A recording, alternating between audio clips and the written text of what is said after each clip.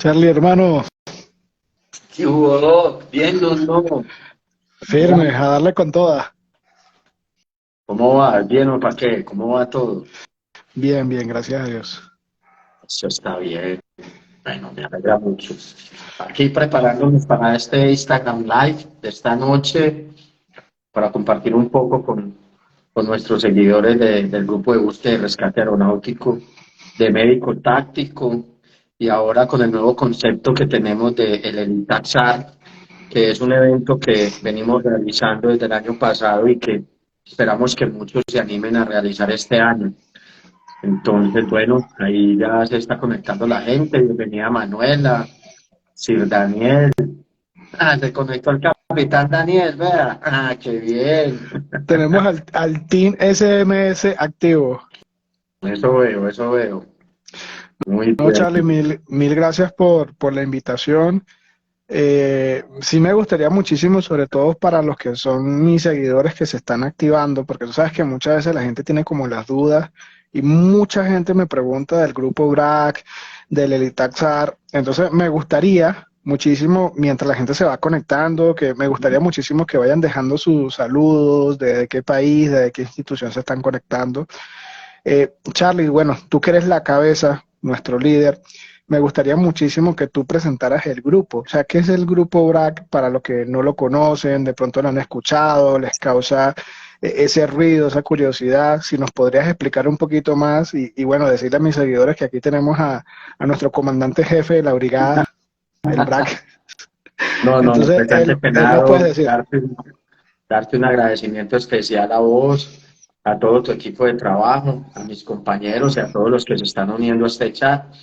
A ver, el PRAC es una institución sin ánimo de lucro. El Grupo de Búsqueda y Rescate Aeronáutico de Colombia realmente su vida jurídica es de hace 43 años, pero hablando con los fundadores, que de hecho muchos existen todavía, ellos dicen que legalmente se constituyeron como 5 o 6 años después.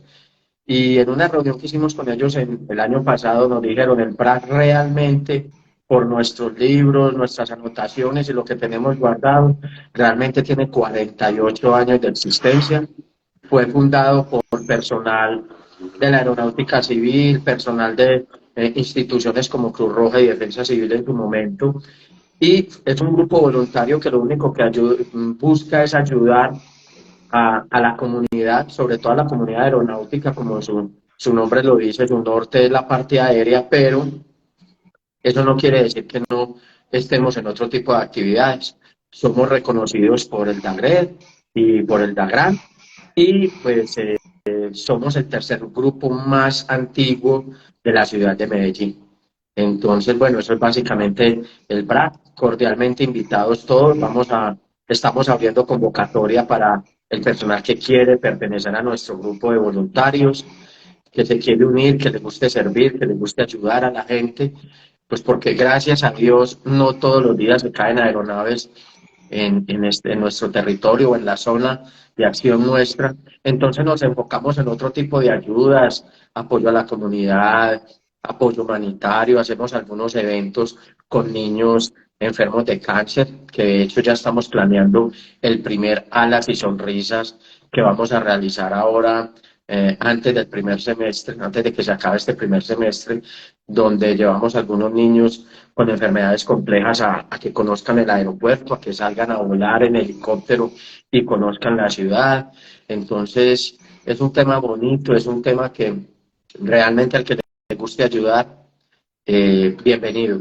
Esto antes que un grupo es una familia, somos todos como hermanos, todos nos apoyamos y esa es la idea del BRAC, de seguir adelante y trabajar en equipo.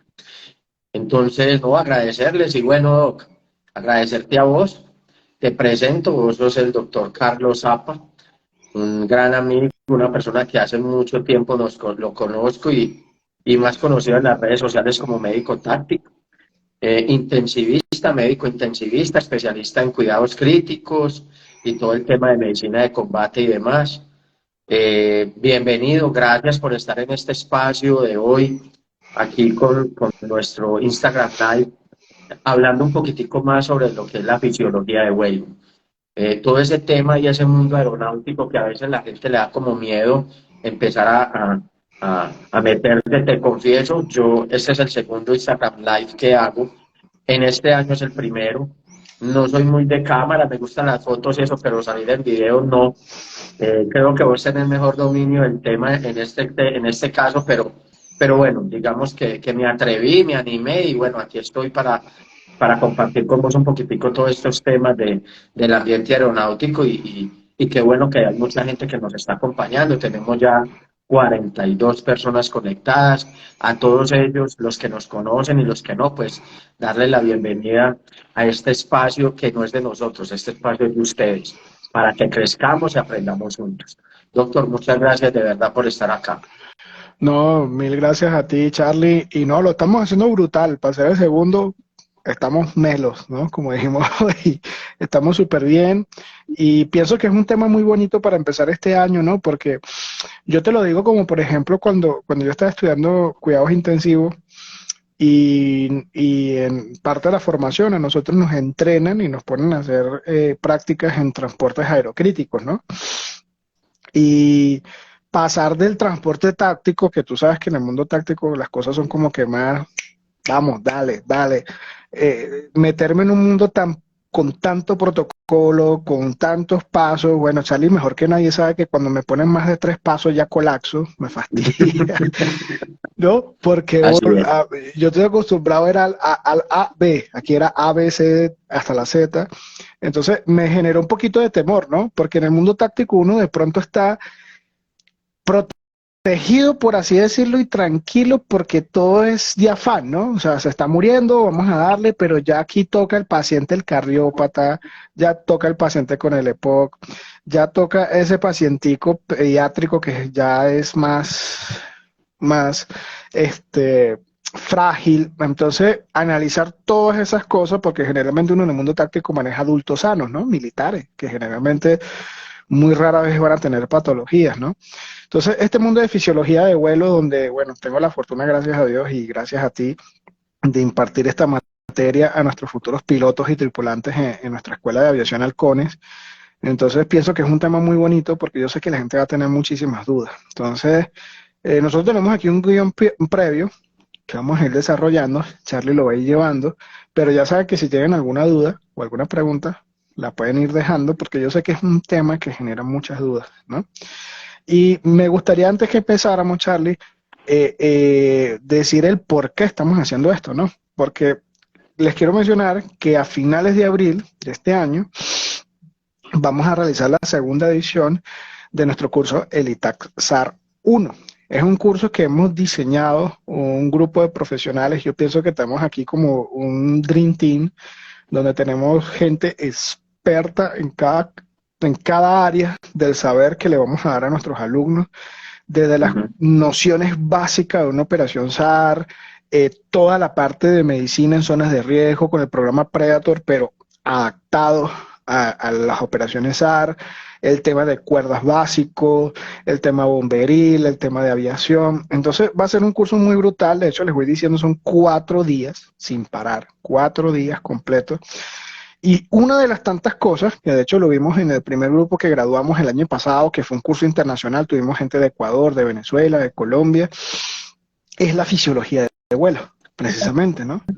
Entonces, primero invitarlos, ya saben, escríbanos por el grupo BRAC, porque ya estamos abriendo las inscripciones para este curso, va a ser a finales de abril, está completamente abiertas ya las inscripciones para que nos vayan contactando, porque los cupos van a ser muy limitados, ¿no? Entonces, por eso quisimos empezar con este primer tema este año para aclarar muchas de esas dudas, ¿no? Entonces, Charlie, tú eres el conductor estrella. Bueno, no, gracias. Sí, la idea es que este año este curso sea diferente.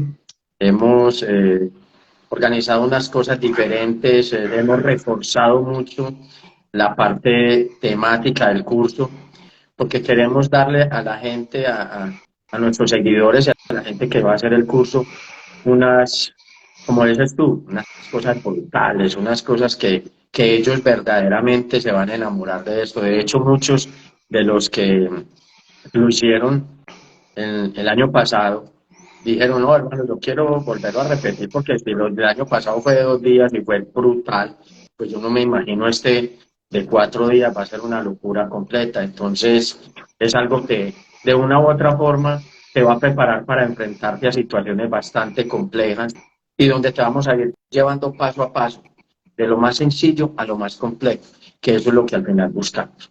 Bueno, Doc, sin más preámbulos y teniendo en estos momentos 38 personas conectadas, a los cuales les damos las gracias. Y siendo las 8:11, vamos a empezar a hablar un poquitico sobre el tema que nos trae hoy a este Instagram Live y que queremos compartir con todos ustedes. Y es, ¿qué es la fisiología de vuelo? Sí, sabes que eso es una pregunta clásica, ¿no? Que muchas veces a veces la gente me hace. Y yo pienso primero vamos a definir lo que es lo normal para que de esa manera entendamos qué es la fisiología de vuelo.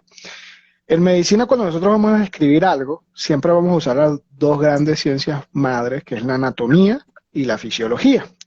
La anatomía, ¿de qué se encarga? La anatomía me va a describir las estructuras, las formas. Por ejemplo, aquí tengo dedos, tengo una palma, tengo un dorso, tengo huesos, tengo músculos, tengo arterias, tengo venas, tengo nervios. O sea, de eso se va a encargar la anatomía, de decirme qué hay, cómo está, cuál es su recorrido.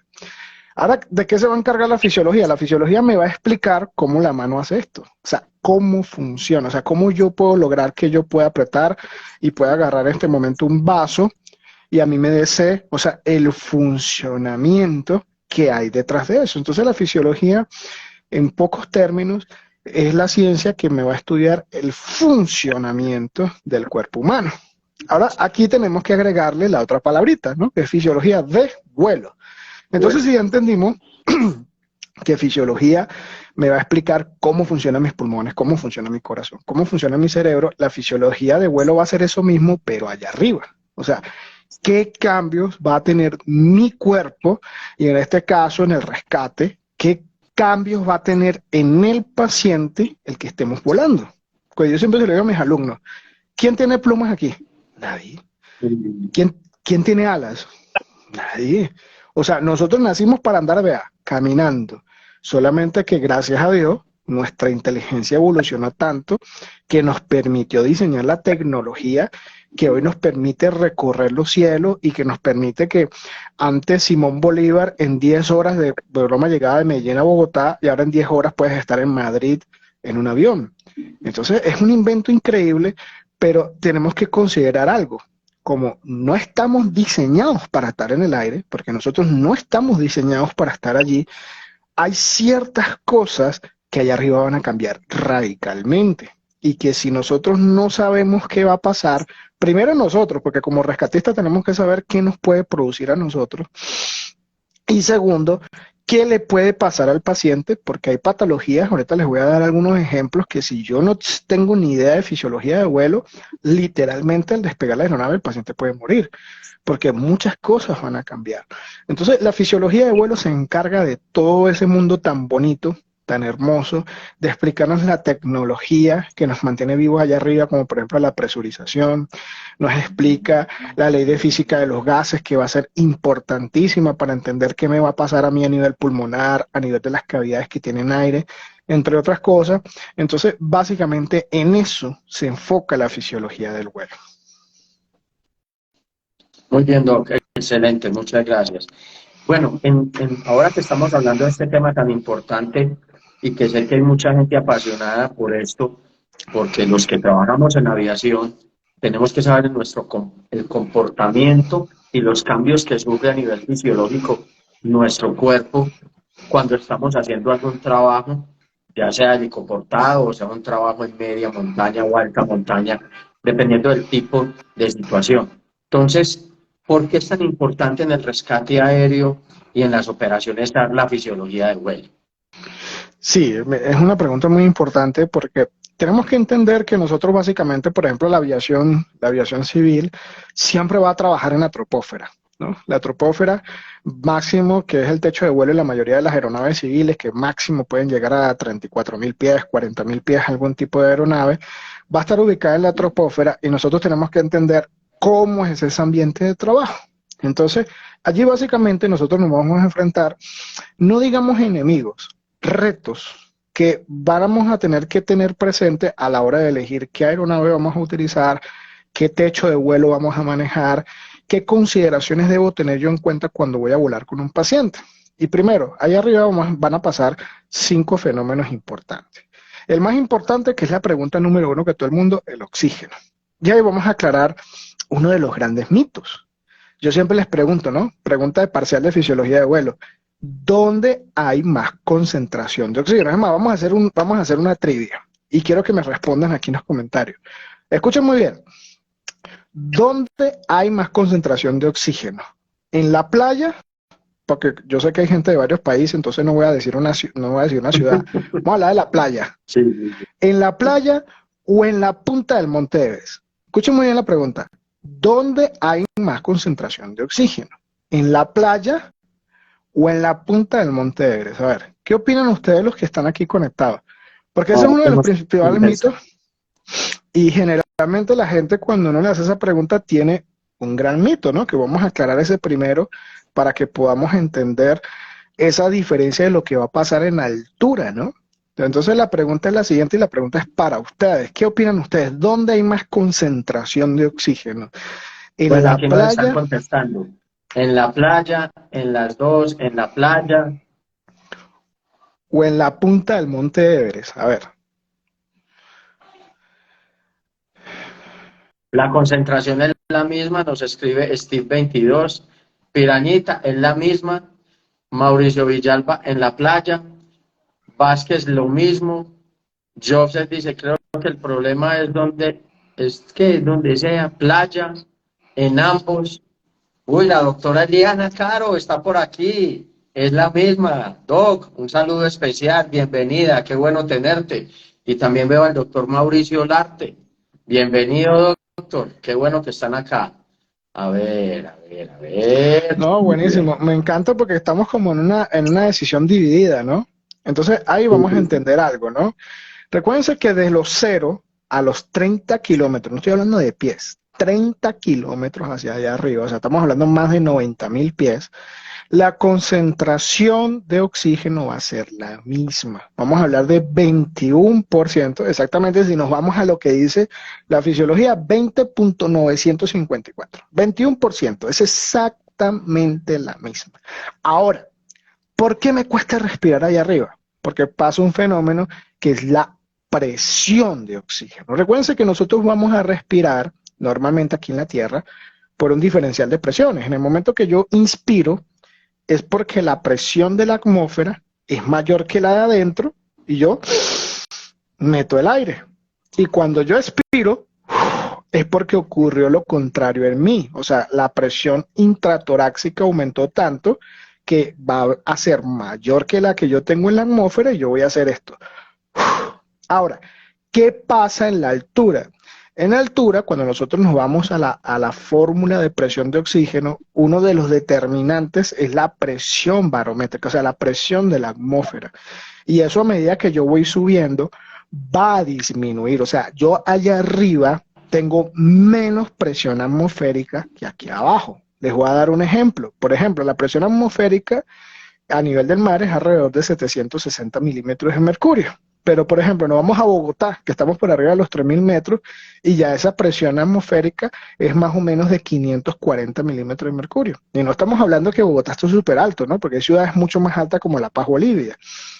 Pero ya nos damos cuenta que hay una menor presión atmosférica. Entonces, cuando nosotros vamos a meter eso en la fórmula para calcular la presión de oxígeno, ahí la presión empieza a bajar y por tanto obviamente si yo tengo menos presión allá afuera, el esfuerzo que yo tengo que hacer para hacer esto cada vez va a ser mayor y por eso a mí me va a costar muchísimo poder meter y de hecho una de las respuestas compensadoras que hace el cuerpo es empezar a aumentar la ventilación. Por eso es que nosotros nos bajamos en un vuelo, por ejemplo aquí en Bogotá, y la gente que, por ejemplo, tiene muy mala condición física o es primera vez que vuela, le pega la primera vez y uno empieza, usted se da cuenta que usted está todo el día porque es una respuesta. El cuerpo lo que hace es, bueno, tengo menos presión, vamos a tratar de compensar un poquito eso con la ventilación.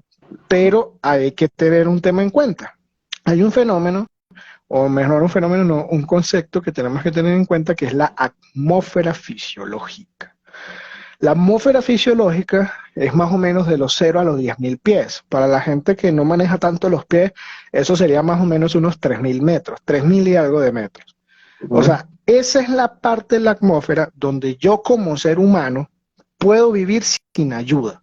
O sea, de pronto me va a costar, me va a dar una maluquera de pronto si no hago ejercicio, pero no me va a pasar nada en ese techo. Es lo que llamamos la atmósfera fisiológica. Un ser humano sano, sin patologías, no va a tener problemas en ese techo. De 0 a 10.000 pies, cualquier ser humano sin apoyo puede vivir. Ahora, el tema es cuando paso ese techo de los 10.000 pies, donde ya entro en la capa de la atmósfera deficitaria, en donde ya necesito obligatoriamente, entre los más o menos 10.000, 50.000 pies, oxígeno para poder volar allí. Entonces, ahí les doy un ejemplo, porque es importante una operación SAR. Vamos a suponer que usted esté transportando a un paciente que está ventilando de forma espontánea y usted lo está ventilando, lo está llevando porque el paciente sufre un EPOC o una patología respiratoria. Usted ya sabe que si vuela en una aeronave no presurizada, no tenemos la protección que la presurización me va a brindar, porque ahí es donde viene otro mito. A veces pasa con muchos colegas, no, pero es que si el avión va presurizado, no, espérate un momentico, ningún avión se presuriza a nivel del mar, explotaría el fuselaje, presurizados más o menos entre los 6.000 y 8.000 pies, o sea, la presión que hay dentro de la cabina de un avión presurizado es más o menos, por decir algo, como si usted estuviese en Bogotá, más o menos. Usted puede ir a 32.000 pies, pero adentro del avión usted va a 6.000, 8.000 pies. Entonces, ahí es donde empezamos a entender un poquito por qué tenemos que saber estos detallitos. Porque el S6000, 8000, yo le pregunto a mis alumnos, ustedes no se preguntan por qué no es 5999 o por qué no es 8010. Eso pasó porque cuando se estaba empezando a aumentar los techos de vuelo, cuando se estaba empezando a generar todo este tipo de tecnología, estaba pasando algo, específicamente en los años 70 y 80, las aerolíneas se estaban dando cuenta que había muchos eventos cardiovasculares en los vuelos. Uno revisa los eventos cardiovasculares hacia atrás y uno revisa los de ahorita y se da cuenta que antes era muy común. De hecho, por eso que siempre en las películas ponen médico en vuelo, pero ahorita ya no es tan común ver eso, ¿no? Como antes. Y eso era porque el techo de presurización de las aeronaves no era ese, el que tenemos ahorita. Entonces, de pronto para ti, para mí que es un gusano, 6.000, 8.000 pies no me va a causar mayor problema. Pero para que más o menos tengan una idea, una persona sana con una presurización de 6.000, 8.000 satura más o menos entre 91 y 92%. ¿Es una persona sana? Lo aguanta sin problema. Pero, ¿qué pasaría el paciente que tiene medio, se le está tapando por allá una arteria coronaria?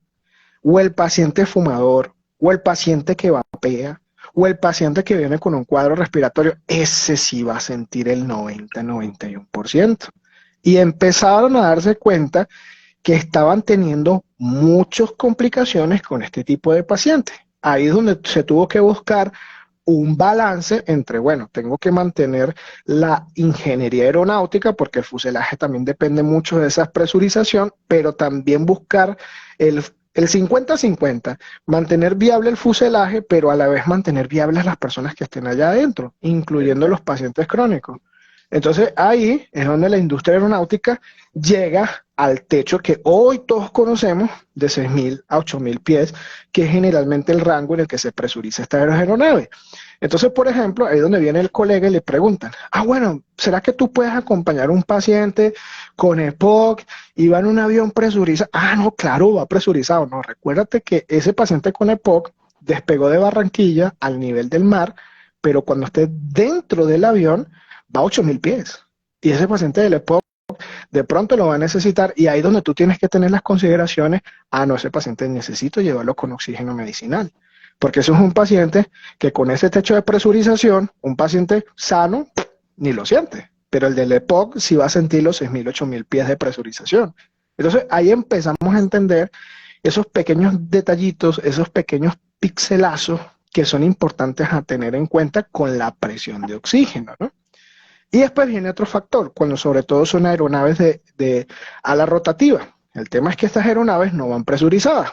El tema Total. que ahora no, de pronto no vamos a tener el problema de la atmósfera fisiológica, ¿no? Porque una aeronave de ala rotativa no me va a pasar la atmósfera fisiológica, pero viene otro problema, la hipotermia. Ahí donde viene el segundo, ¿no? El primero ya lo hablamos, ¿no? No nos olvidemos que por cada 1000 pies que yo suba, la temperatura ambiental va a bajar 2 grados centígrados. Entonces, Exacto. vamos a imaginarnos que estamos en Medellín, 25 grados, subo 3000 pies, ya tengo que bajarle 6 grados a esos 25 grados. Entonces ya bajo 19 y vuelve y juega.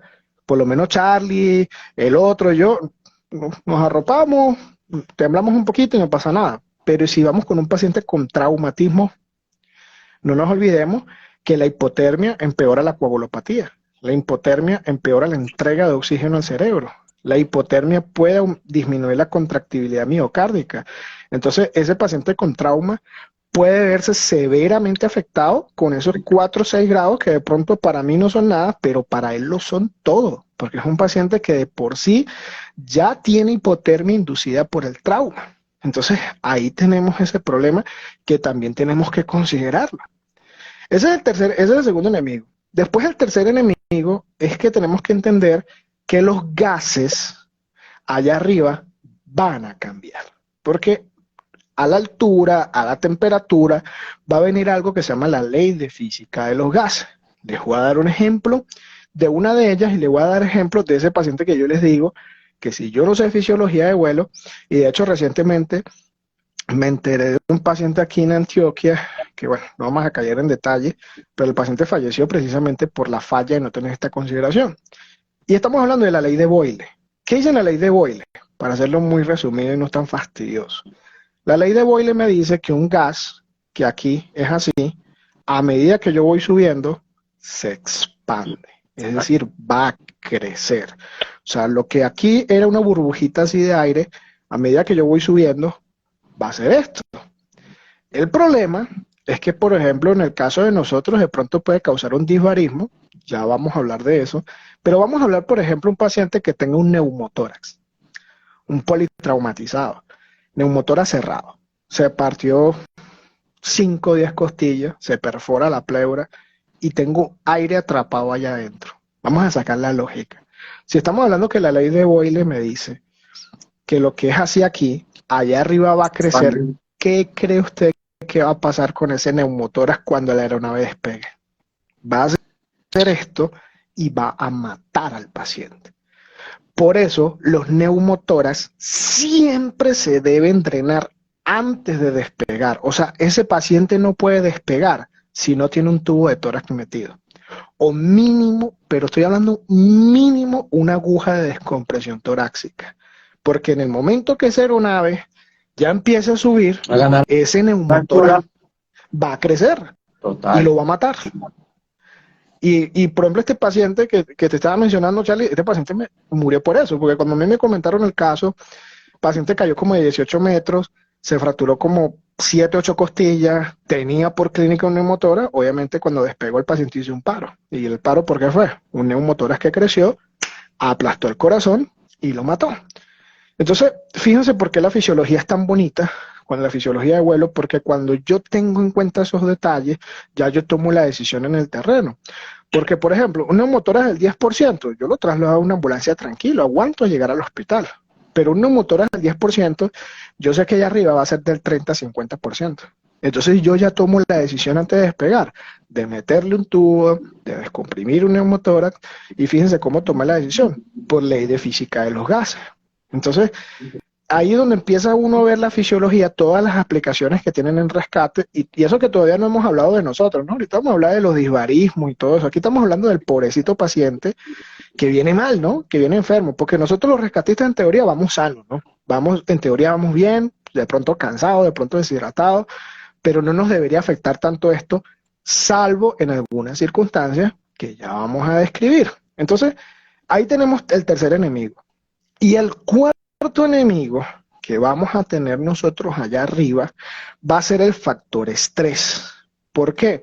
Porque digamos que en una aeronave no es que vas a tener una sala de cirugía. Generalmente es una cajita de fósforo. Un Bell o sea, resuelva ahí en ese pedacito. Usted se montó en un Black Hawk, eso es, parece una casa de muñeca, o sea, usted tiene que hacer procedimientos allí, usted tiene que ventilar al paciente ahí, si hay que hacer compresiones hay que hacerlo allí, si hay que administrar fármaco hay que hacerlo allí. Entonces ya inclusive la logística, no es que yo voy a agarrar, no me pasa mucho cuando hay operaciones SAR, sobre todo en los cursos, ¿no? Que la gente va al curso y piensa que lo vamos a llevar a pasear en el helicóptero. Yo le digo, mira, si yo les dijera una mala noticia, quiero arruinarles esto, ¿no? Los que nosotros hemos estado en rescate, yo les digo, adivinen para quién es el helicóptero. Y todo el mundo se me queda viendo. Para el paciente, huevón. Es para el paciente. Usted regrese a Pues esa patica. Usted vea si pide un Uber, un InDriver y se regresa en InDriver. Pero el helicóptero llegó ahí a recoger ¿a quién? Al paciente. Al paciente. O sea, no lo vino a buscar usted. De pronto, si estamos de buena y hay buen presupuesto en la Fuerza Aérea, en el grupo de rescate, en el SAR, bueno, mandamos otros por ustedes.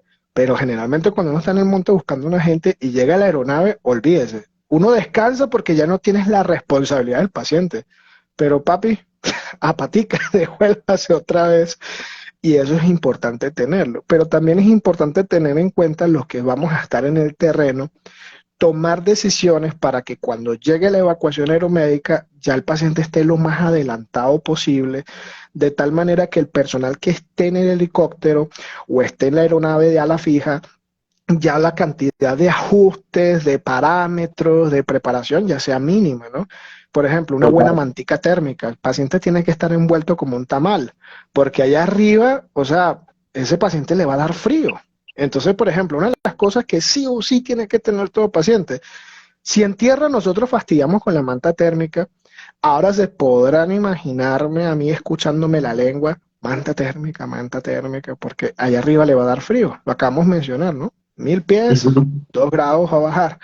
Entonces, eso es solamente un pincelazo, ¿no? De las cosas que hay que tomar en consideración cuando hablamos de nuestros pacientes.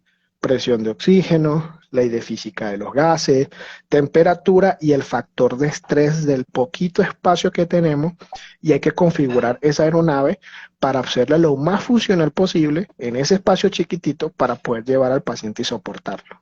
Total, Doc, muchísimas gracias. Excelente tu explicación.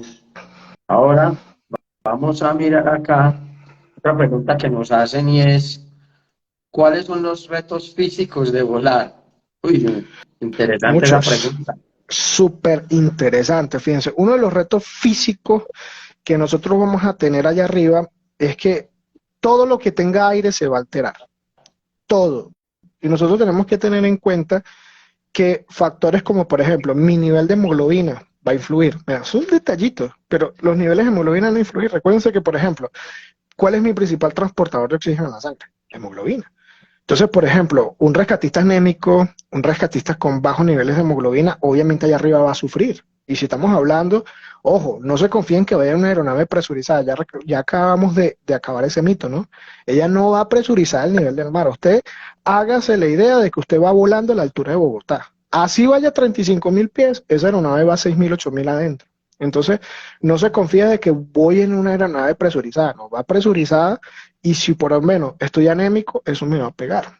Otra cosa importante, por eso nosotros hablamos tanto de la condición física de un rescatista, porque entre mayor capacidad pulmonar yo tenga, por ejemplo, si practico ejercicios aeróbicos, por eso nosotros siempre todo el tiempo, que si el trote, que si la natación, que si la bicicleta, porque eso me va a aumentar mi capacidad pulmonar, y obviamente en sucesos o en accidentes que puedan ocurrir allá arriba, mi tiempo de conciencia útil, que es ese tiempo en el cual yo puedo reaccionar ante un evento de hipoxia inesperado, como una despresurización lenta, rápida o explosiva, va a depender muchísimo de mi masa muscular. Recuérdense que, por ejemplo, ustedes ven, por ejemplo, un piloto militar. Esos tipos se la pasan todo el santo día, si no están volando, están haciendo ejercicio. ¿Por qué? Porque obviamente son tipos que están expuestos a fuerzas de aceleración mayor, van a estar a fuerzas de fuerzas G mayores, van a estar más expuestos a un fenómeno de hipoxia.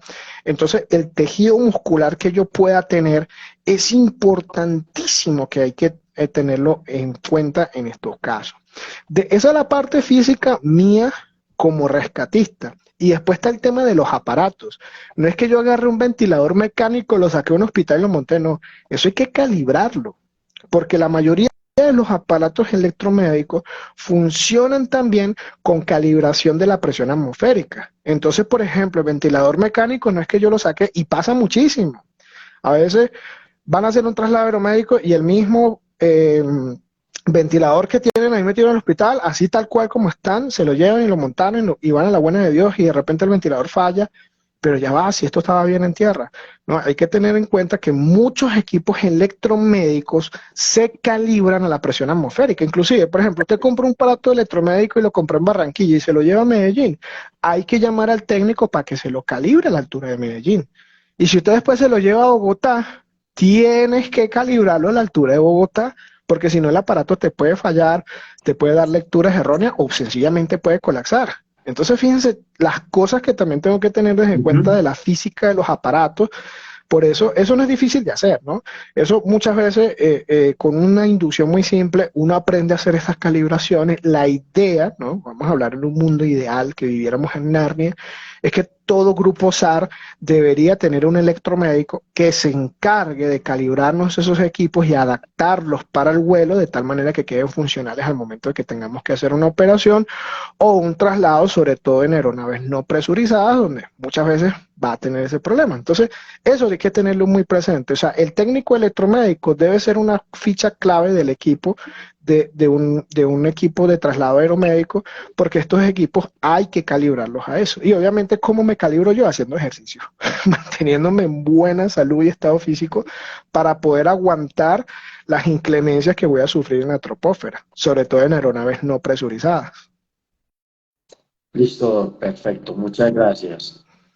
Otra pregunta que tenemos por acá. Esta está muy buena. ¿Qué son los disbarismos? Sí, esa es muy buena porque eso va a ser el pan nuestro y aquí vamos a salirnos un poquito de rescate y vamos a hablar de la aviación en general, ¿no? Porque va a depender mucho de mis hábitos de vida. Y primero vamos a definir qué es el disbarismo, vamos a hablar de algunos de ellos, porque a todo el que esté en la aviación un disbarismo le puede suceder. Y por eso hay que aprender a reconocerlos para poderlos evitar. Las palabras fíjense, vamos a desbaratarlas. Disbarismos son trastornos que van a pasar en mi cuerpo por cambios de presión. Hágase eso. O sea, cualquier cosa que a mí me pase o que a mí me enferme por culpa del cambio de presión, eso es un disbarismo. Vamos a hablar de los 4 más importantes, que casi siempre vamos a pasar. Primero, ¿dónde va a ocurrir un disbarismo? En cualquier sitio donde usted tenga aire en el cuerpo. ¿Dónde tenemos aire? Oído medio, senos paranasales, el pulmón, obviamente no podemos dar por fuera, el sistema gastrointestinal. ¿Usted sabía que usted tiene todos los días en condiciones normales hasta 1,5 litros de gas? O sea, eso tiene usted de pedos allá adentro. En condiciones normales, no estamos hablando si usted come alimentos productores de gas. En condiciones normales nosotros tenemos hasta casi 2 litros de gas en todo el circuito gastrointestinal. Entonces, básicamente, esos son los órganos que más van a ver afectados. Pero para entender los disbarismos, vamos a repasar otra vez qué nos dice Boyle. ¿Qué nos dice la ley de Boyle? Rapidito. Que todo gas aquí, a medida que suba, va a crecer. Entonces, vamos a ponernos 3 ejemplos. Que usted va para fisiología de vuelo con el doctor Zapa y usted se estaba quedando dormido. Y no escuchó cuando él dijo, no huele con gripa. Así le digo yo a los muchachos, usted estaba dormido ese día en la clase y yo les dije, no huelen con gripe. ¿Por qué? Recuérdense que el oído medio se va a comunicar con mi vía aérea por medio de una trompita que se llama trompa Eustaquio. Esa trompita, ¿qué va a hacer? Nivelar el aire en condiciones normales. Está todo el día en ese tema. Fíjense un dato que nadie me pidió, pero se los voy a dar. Ustedes sabían que ustedes cada 45 segundos tragan saliva y moco. Para que sepan. El que diga, no, es que yo nunca he comido moco, no. Todos nosotros comemos moco el resto de nuestra vida. Recuerden que cuando nosotros nos entra aire a la nariz, yo agarro el aire como viene, con polvo, con bacterias, con virus, con sucio. ¿Y qué hace esta hermosa niña que es la nariz? Filtra eso, calienta eso, humidifica eso para que cuando el aire llegue a mis pulmones llegue calientito, filtrado, humidificado, pero adivinen dónde queda toda la porquería. Adivinen dónde queda todo el polvo, los microorganismos, en el moco. Nosotros tenemos que tener moco, el moco es una línea de defensa. Entonces, cuando tenemos una patología respiratoria, por eso es que usted está moqueando a cada rato, porque el cuerpo literalmente está botando ese montón de moco con todas esas partículas atrapadas, aparte de otros fenómenos médicos que no los voy a aburrir con eso. Y otra manera, el cuerpo ¿qué hace? Bueno, ya va, ¿dónde puedo echar este moco? Ah, ¿verdad que yo tengo en el estómago un ácido A3 de pH? Entonces usted traga para que cuando caiga en el estómago, en ese ácido, lo que usted se haya quedado aquí va a morir.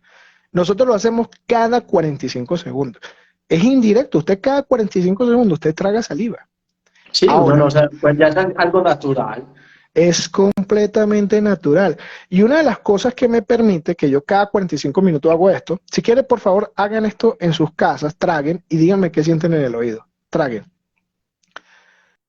Presten atención al oído. Cuando traguen, ustedes van a sentir por ahí como un tac, pero por allá lo sienten.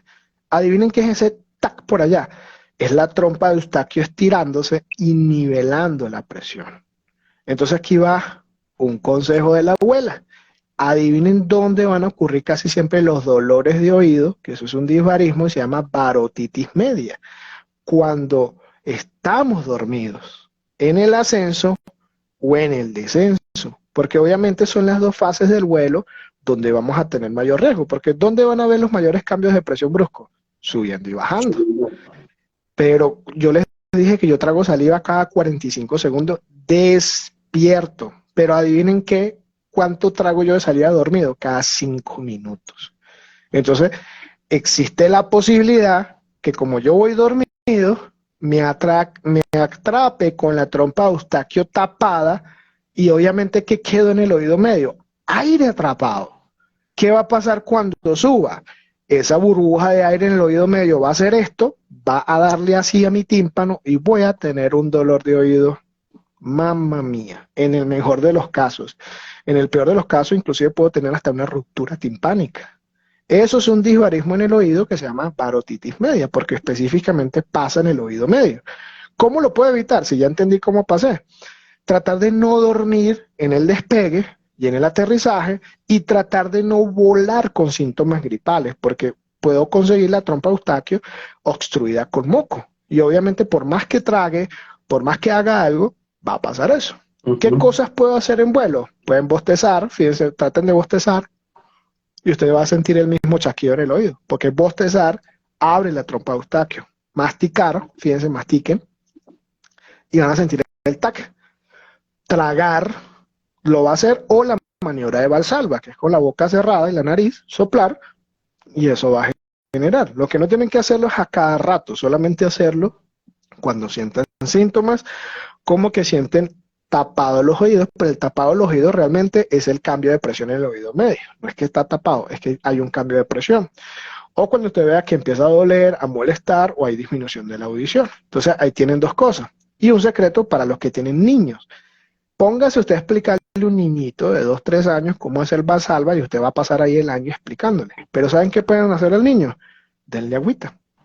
Porque el niño cuando trague va a abrir la trompa de Eustaquio. Entonces, si un niño llega a tener algún momento en un vuelo, algún disbarismo en el oído, denle algo de tragar, comidita, papayita, lo que ustedes tengan allí, y en el momento que el niño trague, pónganlo a tragar varias veces lo que le estén dando, la trompa de Eustaquio se va a abrir. Y obviamente la línea de defensa es no volar con síntomas gripales. Y ahí es donde vamos al otro disbarismo, la varosinusitis. ¿Qué hacen los senos paranasales? Son huecos en el hueso. O sea, aquí yo tengo dos, aquí yo tengo dos, atrás tengo un montón, y son huesos. Entonces, y tienen aire y moco. Ahora imagínense que yo vuelo con gripe, tengo un montón de moco en la nariz. No, es que yo quiero volar porque tengo que llegar. Si uno de esos senos paranasales llega a estar tapado por moco, por muy mala suerte de usted, y usted no puede saber eso porque usted no tiene visión de rayos X, y le queda aire atrapado, yo quiero que usted dimensione un momentico ese dolor, porque es hueso. Aquí por lo menos el tímpano es elástico, ¿no? Aquí estamos hablando que esto es hueso, hueso. Entonces, en el momento que eso despegue y consiga aire atrapado y se expanda, le puede producir una hemorragia nasal, en el mejor de los casos, o uno de los peores dolores de cabeza de su vida. Y otra cosa que puede pasar también, que es el disbarismo más común, es el gastrointestinal. Por eso es importante tratar de que por lo menos 2 horas antes de volar no tomar gaseosas ni nada que tenga y pueda producir gas. Porque si yo me tomo una gaseosa o un refresco, como le dicen en Venezuela o en otros países, ¿qué va a pasar? Cuando yo suba, ese aire que está en mi sistema gastrointestinal se va a expandir, o yo eructo o me tiro un pedito, pero si está en el tránsito medio, no va a tener ni para salir para arriba, ni para salir por abajo, y me voy a distender y voy a tener cólicos abdominales muy fuertes, o inclusive, para que tengan una idea, el 65% de las incapacidades en aerolíneas son por problemas gastrointestinales. O sea, es el disbarismo más común y es muy fácil de resolver. Coma bien antes de volar. Si usted tiene y se quiere meter una bandeja paisa, bueno, hágalo, pero después que baje del avión, después que aterrice, se come su bandeja paisa, no se la coma antes, porque vas a tener granos allá adentro, lácteos, grasas, que va a estar generando gas. Y como yo les mencioné, aquí en la Tierra no va a pasar nada, porque nosotros estamos diseñados para estar aquí. El problema es que yo estoy volando, yo estoy allá arriba. Los gases se van a expandir y me van a producir ese otro problema. Y finalmente, uno que es raro, pero muy doloroso, es la barodontalgia. Recuerden que las caries son bacterias comiéndose el hueso y en su proceso de comerse el hueso, por así decirlo, generan gas. O que yo me haga una calza, queda aire allá adentro atrapado. Entonces, en el momento que yo despegue el avión, esa gotica de aire que estaba en el diente va a hacer esto. Imagínese el peor dolor de muelas del mundo, pero multiplíquelo por 50. Eso se llama una barodontalgia y puede pasar muchísimo. Entonces, por eso es importante entender el fenómeno de los disbarismos, porque eso también le puede pasar a los pacientes y nos puede pasar a nosotros. Ahí es donde viene un dato importante. A veces hay pacientes que me han escrito, Charlie, y me dicen, no, es que yo me acabo de operar y que, ¿cómo ve usted que no me dejaron volar? Y yo le dije, claro, es que eso estuvo muy bien que no te hayan dejado volar. Pero ¿cómo así? Si yo me siento bien. Sí, porque estás aquí en la tierra, hija. El problema es que cuando nosotros nos abren una parte del cuerpo, lo que sea, o sea, nos abrieron el abdomen para sacarnos una vesícula, nos abrieron una mama para meternos una prótesis. O sea, cuando yo abro y cierro, ¿qué queda adentro? Aire. Poquito, pero queda aire. Entonces, aquí en la Tierra no pasa nada, porque aquí la ley de Boyle no va a producir un problema. El problema es cuando yo estoy en los primeros 7 días de una intervención quirúrgica, por eso usted en los primeros 7 días no puede volar. Y después de los 7 días con un informe médico, porque inclusive hay algunas patologías que después de 7 días todavía es que no puedes volar. Porque ¿qué va a pasar? Vamos a imaginarnos que te sacaron la vesícula. Vamos a imaginarnos esa, ¿no? Un procedimiento quirúrgico muy común. Allá adentro quedó aire en el abdomen.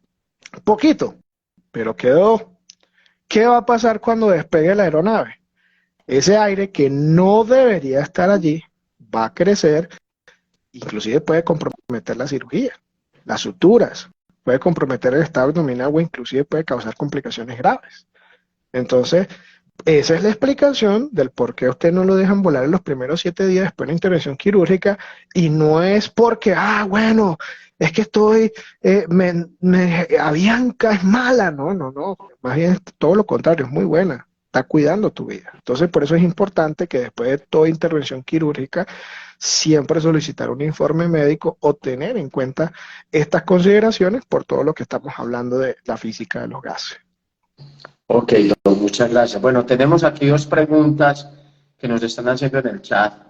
Gerald del Camp dice, buenas noches. En caso de que un paciente con TEC severo y otorragia, ¿cuál es el riesgo del disbarismo y cómo controlarlo en vuelo a una altura mayor de 3.000 pies?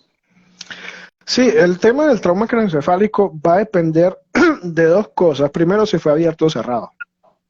Si es un traumatismo craneoencefálico abierto, existe posibilidad de que tenga cierto grado de neumocéfalo, así sea pequeño, y puede comprometer la viabilidad de ese paciente, porque estamos volviendo y hablamos otra vez de lo que es la ley de física de los gases. Ese gas se puede expandir y causar un fenómeno de hipertensión allá arriba, endocraniana. Ahora, si tú tienes un paciente con un trauma craneoencefálico y tienes una hemorragia activa, tienes que controlar eso antes de volar. No puedes volar con un paciente echando sangre por todos lados. O sea, es un tema también de consideración. No todos los pacientes se pueden sacar por aire. Hay que también tener eso en cuenta, ¿no? A veces la gente ve fenómenos o desastres. En estos días estaba viendo un video en España donde el grupo de alta montaña estaba bajando en esquí, una persona con una fractura, precisamente con un trauma craneoencefálico, y todo el mundo abajo, y los helicópteros, ¿para qué están? Sáquenlo en el helicóptero. Es que no siempre, o sea, el helicóptero tampoco es que es la panacea, ¿no? Muchas veces un aerotransporte puede complicar aún más las condiciones de ese paciente y muchas veces un transporte terrestre termina siendo un poco más lento, pero un poco más seguro para ese paciente. Y también están las condiciones del terreno. Tampoco es que un helicóptero aterriza en cualquier lado, ¿no? También hay que tener eso en cuenta, porque a veces tenemos ese desconocimiento y empezamos a criticar a los organismos de socorro, de rescate, y ¿por qué no mandaron un helicóptero a sacar eso? Ya va, o sea, hay que ver cómo estaba el terreno, cómo estaba la climatología, qué tenía el paciente, porque no todas las patologías pueden volar. Hay patologías que tienen contraindicaciones absolutas y pueden causar grandísimos problemas, inclusive pueden comprometer la vida del paciente. Entonces, eso hay que tenerlo muy en cuenta. Por ejemplo, enfermedades infectocontagiosas sin tratamiento son contraindicaciones absolutas, agitación incontrolable del paciente, pueden comprometer la seguridad del vuelo y de todos los que van allí.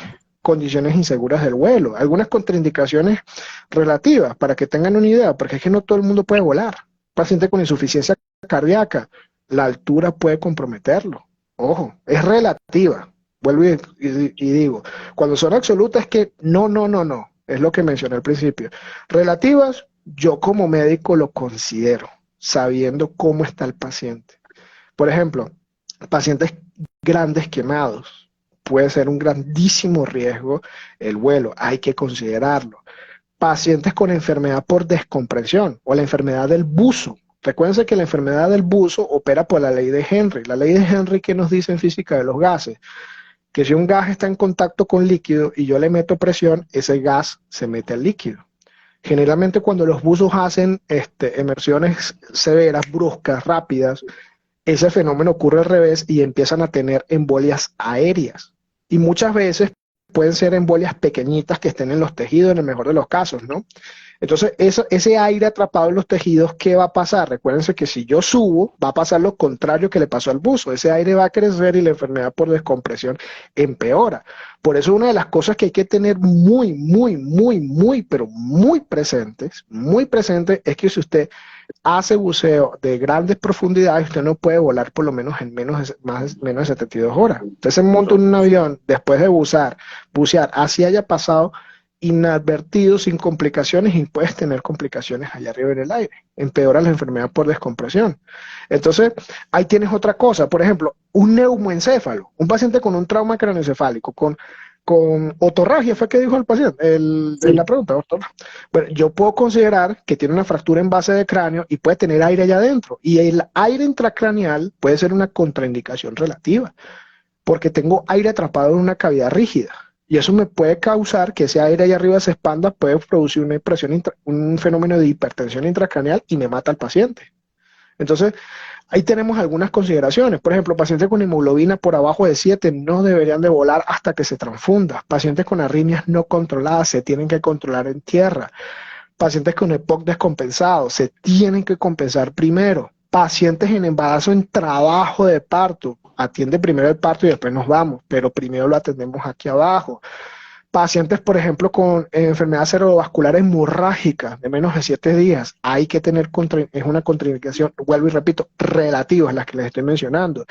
Cirugías oculares menores de 7 días, o como muy bien está mencionando aquí el doctor Vergara, un cordial saludo hasta Montería, doc, un gusto verlo por aquí. conectado, aquí nos corrobora, fíjense, también se recomienda no realizar cirugías, dependiendo de cuál, entre 20 y 48 horas, luego de vuelos mayores a 2 horas, por otros fenómenos adicionales a la ley de Boyle. Fíjense, aquí nos lo está corroborando un cirujano, ¿no? Entonces, fíjense que hay que tener muchas consideraciones, porque es que mi cuerpo allá arriba no se comporta de la misma manera. Entonces, tampoco es que el vuelo es la panacea, porque a mí muchas veces me pasa, Charlie, que la gente, como el meme, ¿no? Doc, usted que está en el BRAC, dígame. Y yo, bueno, precisamente no todos los pacientes pueden volar.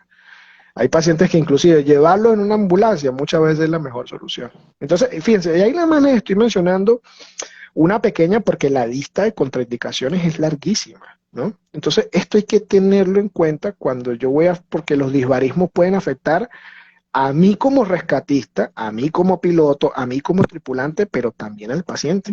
Sí, total. Doc, excelente. Por aquí tenemos una pregunta que nos hace el capitán Daniel y a ver si la logro encontrar, qué pena. A ver. Yo estoy también aquí viendo para ver si la logro ver. Vamos a ver.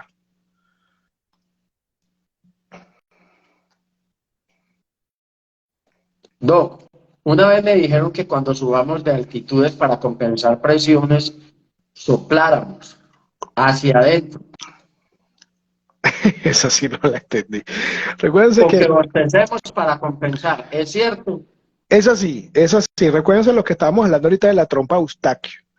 Cualquier cosa que la enlongue o la abra me va a ayudar. Por ejemplo, ¿qué cosas abren la trompa Eustaquio? Masticar. Háganlo ahí, vean. Muevan la mandíbula y sientan lo que sienten. Hagan consciente el oído y se dan cuenta que sienten un bostecen. Y ustedes se van a dar cuenta que ahí sienten una presión. Traguen y van a sentir lo mismo. Y obviamente Valsalva, porque yo allí lo que estoy haciendo es, con la presión que yo tengo en la vía aérea, abrir la trompa. Y al Total. abrirla, ¡pum!, nivela con la presión que yo tengo en la vía aérea. Entonces, esas son distintas maniobras que yo puedo intentar si empiezo a sentir estas molestias o empiezo a sentir estos fenómenos. Bostezar, matiscar, tragar o valsalva. Pero lo importante es que usted no se la va a mantener haciendo esto 24/7. Solamente las vamos a hacer cuando si tenemos disminución de la audición, dolor o que ya tengamos consideraciones o manifestaciones obvias de una barotitis media, ¿no?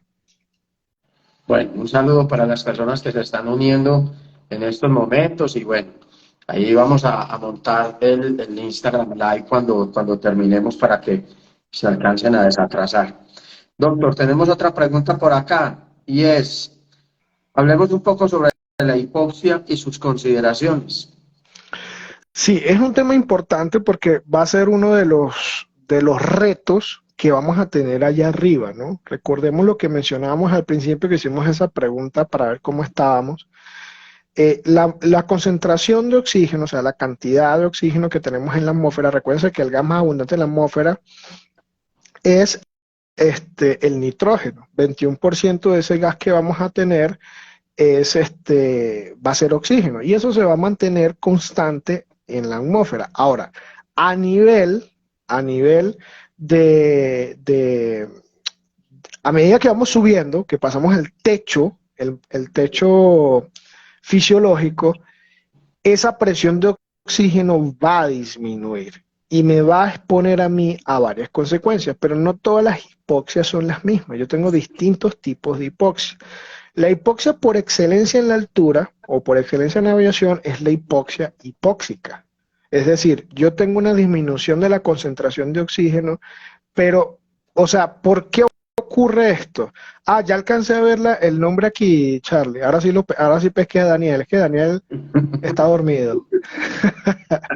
Ya lo vi aquí. Es la maniobra. Ah, ya se me volvió a perder, ya lo alcancé a ver. Sí, es la de Toynbee, pero le falta una N. Toynbee es parecida al Valsalva, pero es cerrar la nariz y tragar. Va a generar lo mismo, abrir la trompa de Eustaquio. Valsalva voy a hacer esto, soplar. En Toynbee, falta una N después de la Y. Toynbee es pinzar la nariz y trago. Esa es la maniobra de Toynbee, ¿no? porque vi que hay varios que lo estaban preguntando. Entonces, ya la alcancé. Yo creo que ya la contesté. Cualquier cosa me avisan, listo. Para que diferenciemos las No, dos. tengo Valsalva, yo una soplo. pregunta para no, pues no sé si la quieres responder ya o ahorita más adelante. O si Nos quieres, rapidito, pregunta John terminamos la Manuel. hipoxia. Terminemos Terminamos la la hipoxia. hipoxia y hacemos esta. Dale, perfecto, Listo. listo. Entonces, en vuelo generalmente vamos a tener la hipoxia hipóxica, que es una hipoxia porque vamos a tener una disminución de la presión de oxígeno en la atmósfera, ¿no? Y eso va a causar ese tema. Y ahí está otra, Charlie, esa también vamos a responderla ahorita, esa me encanta. La que está Sí. haciendo Ángel Paramédico, esa también hay que responderla. Esa y la de Eh, Juan Manuel, el doctor Juan Manuel, bienvenido, un saludo. sí, sí, sí, totalmente. Entonces, ahora, recuérdense que ese fenómeno de hipoxia hipóxica va a ocurrir cuando paso el techo de la atmósfera fisiológica. Recordemos que es de los 0 a los 10.000 pies. Y recordar nuevamente, porque yo veo que hay gente que está preguntando cosas que ya hemos hablado. Pónganse al día cuando colguemos la grabación porque ya lo habíamos hablado. Recuérdense que va a depender, obviamente, claro que sí, si es a la rotativa, si es a la fija, si es presurizado, si no es presurizado, ¿no? Para que lo tengamos en cuenta. Ahora, hay otros tipos de hipoxia que pueden ocurrir en vuelo, no son tan comunes, pero hay que tenerlo en cuenta. Fíjense, por ejemplo, hay una enfermedad que se llama síndrome de clase turista. Suena cómico, ¿no? Pero así se llama la enfermedad, síndrome de clase turista. Vamos a imaginarnos volar en clase turista a Madrid. Háganse la idea de eso, ¿no? Uno va así y con las piernas así. Entonces, eso causa éxtasis venoso. O sea, el retorno venoso se hace muy lento. Y si a eso le sumamos que la cabina de un avión es uno de los ambientes más secos donde usted puede respirar, la humedad es bajísima, usted se deshidrata, mire, así. Por eso usted en vuelos largos tiene que estar tomando continuamente líquidos, agua, sobre todo agua. Porque si usted se pone a tomar alcohol, se pone a tomar cosas con cafeína, o sea, lo que va a hacer es empeorar la deshidratación, ¿no? Entonces, ¿eso qué va a causar? Va a causar un estado de hipercoagulabilidad, porque vamos a tener éxtasis venoso porque estoy metido en esa silla, así, aparte no tomo agua, y eso puede causar trombos, que se van a convertir en émbolos y pueden ir al pulmón y causarme un tromboembolismo pulmonar en pleno vuelo. Es decir, eso puede causar inclusive una parada cardiorrespiratoria. Y en muchas series de casos de los paros cardiorrespiratorios, que no son tan comunes como las películas lo hacen ser, pero sí pasan, muchas de las causas son por tromboembolismo pulmonares y se deben generalmente a este fenómeno, y ese es un tipo de hipoxia, eso es una hipoxia isquémica, por ejemplo. Eso es otro tipo de hipoxia. Tenemos la hipoxia anémica, que es por bajas concentraciones de hemoglobina. Entonces, esas cosas hay que tenerlas en cuenta. 4 cosas que hay que tener en cuenta con la hipoxia. Uno, cuando voy a pasar el techo fisiológico, hay que tener mucho cuidado, sobre todo si mis condiciones físicas no son muy buenas y si en las condiciones del paciente no son muy buenas. Número 2, tengo que meterme en la cabeza que una aeronave no va a presurizar al nivel del mar. Eso hay que sacarlo de la cabeza, eso es un mito. No quiere decir que porque la aeronave esté presurizada, el paciente no va al nivel del mar. Recuerden que las aeronaves se presurizan entre 6.000 y 8.000 pies. O sea, a esa altura va el cuerpo de ese paciente, a esa altura van los gases de ese paciente, a esa altura el paciente tiene que respirar. Y eso puede causar complicaciones en un paciente patológico, en un paciente sano. En una persona sana no, uno ni lo siente. Pero en una persona que va descompensada, con problemas respiratorios, sí los va a sentir, inclusive le puede causar problemas. Entonces, son algunas consideraciones que hay que tener en cuenta y por eso, obviamente, la causa se revierte disminuyendo la altura de la aeronave, obviamente va a mejorar el trabajo respiratorio del paciente o suministrar oxígeno medicinal si el descenso de la aeronave no es posible. Listo, perfecto. Bueno, a ver, por aquí nos hicieron dos preguntitas interesantes. Una es, ¿el RCP en vuelo cambia en algo comparado con la misma maniobra en tierra? No, absolutamente Ujú. nada va a cambiar. Lo que va a cambiar es que lo tienes que hacer en un espacio así. Eso sí es lo que va a cambiar. Entonces, por eso inclusive nosotros ahorita, el 24 de marzo, si me Coincidencialmente, corrigen, la doctora Eliana que nos acompaña hoy, Eliana Caro, una gran amiga de nosotros y compañera del BRAC, dice lo mismo que tú estás diciendo, depende del espacio en la aeronave. chiquitito, o sea, vas a hacer RCP, vas a usar DEA, vas a hacer compresiones, vas a ventilar, pero en una cajita de fósforo, chiquitito. Pero ahora, ¿qué así hay que tener en cuenta con esto? Por ejemplo, ahorita el 24 de marzo, Me corrige, Charles, no, es el 24, el curso de RCP en Halcones. 25. 25. 25 de marzo lo vamos a hacer, sí. El 25 de marzo nosotros tenemos una propuesta que precisamente la creamos en alianza del Grupo BRAC y la Escuela de Aviación Halcones, donde orgullosamente formamos parte, tanto Charlie como mi persona, que es enseñar a hacer RCP en ese espacio limitado, porque la maniobra va a ser la misma, pero cuando te ponen a hacerlo en la salida de emergencia, o en la punta o en la cola, donde el espacio no es una sala de baile, la cosa cambia muchísimo, muchísimo. Entonces hay que tenerlo presente. Y ahí vamos a aclarar uno de los grandes mitos que siempre hay. ¿Se desfibrila en un avión? La respuesta es un rotundo sí. Eso no afecta en absolutamente nada. Sí se desfibrila. Lo que hay que tratar, no tanto en las aeronaves fijas, sí en las de ala rotatoria, tratar de aislar el paciente. Y casi siempre la camilla hace esa función. Tratar de que el paciente vaya en su camilla o en una manta térmica y se puede perfectamente desfibrilar. Es completamente...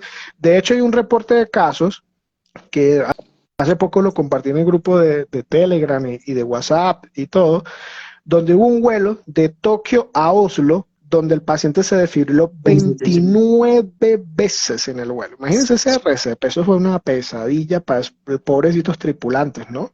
Se bajaron. No, pobrecitos.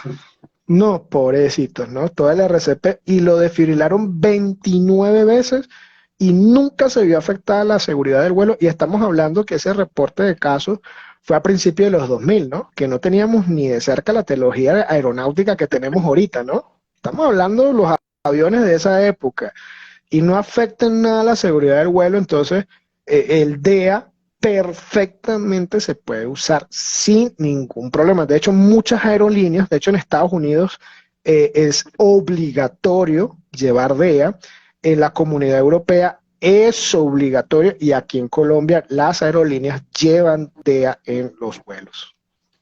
Gracias, Doc. Un saludo especial a Juan Muñoz. Juanbe, un saludo, hermano, un gran amigo, compañero del grupo DroneSAR Colombia, de los drones, Pelagus Drones, un saludo especial. Y por aquí la doctora me hace reír, me disculpo con todos, es que donde yo desfibrilo en un Cénica, me desfibrilo yo.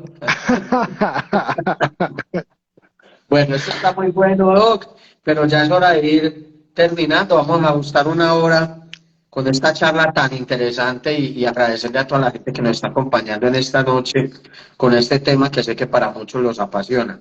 Una última pregunta y es, ¿aplicaciones médicas a tener en cuenta en la atmósfera? Sí, muchas. Vamos a resumir las 5.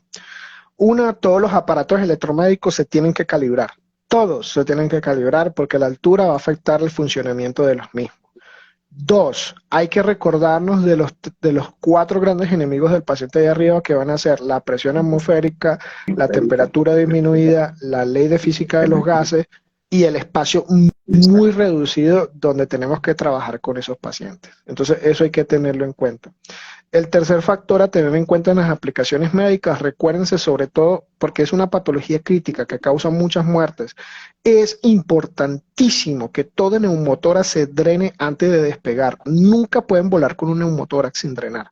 O sea, eso es la muerte del paciente. Eso es importantísimo tenerlo en cuenta porque muchas veces, sobre todo personas que no tienen mucha experiencia en este mundo, que de pronto no tienen muy claro la fisiología del vuelo, piensan que eso se va a comportar allá arriba de la misma manera y no, los requerimientos de oxígeno van a ser mayores, la ventilación va a cambiar, la expansión de los gases va a cambiar y pueden matar a ese paciente. Número 4, no nos olvidemos que el hecho de que yo vaya en una aeronave presurizada no es la panacea. Volvámonos a meter en la cabeza, una aeronave no va a presurizar al nivel del mar, no va al nivel del mar, va entre 6.000 y 8.000 pies y un paciente patológico puede sentir esos 6.000, 8.000 pies, pero como si fuese un bloque. Por ejemplo, pacientes con insuficiencia cardíaca, pacientes con EPOC, con infecciones respiratorias. Ahora imagínense un pediátrico con afección respiratoria. Entonces son cosas a tener muy, muy, muy en cuenta ese tema. También por lo menos el tema de la presión atmosférica, pasa es que, bueno, sí, con esto me puedo imaginar. Imagínense que eso pasaba antes, ¿no? Ya ahorita no se fabrican, pero recuérdense que antes, por ejemplo, los líquidos a veces se fabricaban en botellas de vidrio, ¿no? Antes, muchísimas veces. Entonces, pero hace mucho tiempo, ¿no? Yo no soy tan viejo, ¿ok? Pero yo también las llegué a ver, yo también las llegué a ver. Entonces, ¿qué pasa? Bueno, Imagínate si tú metes algo de vidrio con gas aquí adentro, cuando este gas se expanda, no consigue saliva, ¿qué va a pasar? ¡Pah! Pero vamos a hablar de los nuevos, no, los nuevos tienen plástico que se puede expandir. Pero como vamos a imaginarnos que yo aquí preparé una infusión de norepinefrina, porque llevo al paciente con un soporte vasoactivo, va, malísimo. ¿Qué va a pasar? Si no llevo una bomba de infusión, porque con la bomba de infusión yo ya me quito ese dolor de cabeza de arriba. Y obviamente, ojo, hay que calibrar la bomba de infusión para el vuelo. ¿Qué va a pasar si yo tengo aire aquí? Aquí tengo el medicamento. Este aire va a empujar y puede aumentar el goteo del medicamento. Entonces, eso inclusive, si no llevo una bomba de infusión y voy es a la increíble. vieja escuela a goteo, ese goteo hay que recalcularlo porque el goteo va a aumentar y eso puede causar patología. Obviamente, estamos hablando en medios limitados. Si yo llevo una bomba de infusión calibrada para vuelo, yo me quito ese dolor de cabeza de acá. Pero si voy con un goteo, imagínense que esta es la solución, y ese aire empieza a empujar el líquido, el goteo va a aumentar. Y eso también tengo que recalcularlo y tomarlo en cuenta. Entonces, son algunas cositas, ¿no? Porque aquí podemos amanecer hablando de eso, pero para los que se están interesando en este mundo, que es hermoso, que es muy bonito, que les invito a que profundicen en él, y en nuestro grupo BRAC están siempre invitados, en la Escuela de Aviación Halcones también, para que sigan profundizando en este mundo, pero son algunas de las consideraciones que hay que tener en cuenta en los transportes aéreos de estos pacientes. Bueno, Doc, yo creo que por la noche de hoy estamos listos. Es simplemente ir dando cierre a este Instagram Live de esta noche, agradecerle a las personas que nos acompañaron o que todavía están conectadas y bueno, invitarlos a los dos próximos cursos que tenemos. Tenemos un curso de soporte vital básico para personal aeronáutico en la Escuela de Aviación Los Halcones, el cual vamos a realizar el 25 de marzo. Así que cualquier información que soliciten sobre ese curso me pueden escribir o me pueden contactar a través del WhatsApp 311-309-1388. Es importante porque los cupos están un poco limitados, o sea, abrimos ese curso y eso fue una locura. Hoy estudiantes, gente de otras partes nos pidieron que querían estar y querían compartir en ese curso y pues lógicamente el curso que estamos lanzando para el último mes, para el último fin de semana de abril, que es el ELITAXA. Entonces, bueno, Doc, te doy el honor de cerrar y a todos ustedes muchas gracias por acompañarnos en esta noche. No, gracias a ti, Charlie, por la invitación, por este espacio. Recordarles que yo solamente soy el primer invitado. Quiero aclararles que estos espacios ya lo vamos a instaurar como una costumbre en el BRAC. Entonces, estén esperando próximos invitados, próximos temas. Y bueno, un honor haber sido el primero, inaugurar con este tema tan bonito que me apasiona, que me encanta muchísimo. Vi a muchos de mis alumnos que sí se sabían la respuesta, entonces quiere decir que sí están aprendiendo. Están estudiando, están Sí, estudiando. quiere decir que sí están estudiando. Entonces, bueno, no, Charlie, muchísimas gracias. Un honor, como siempre, formar parte del BRAC, estar con ustedes, estar en la Escuela de Aviación Halcones, que realmente son dos escuelas donde realmente uno no solamente va a dar, sino uno aprende muchísimo.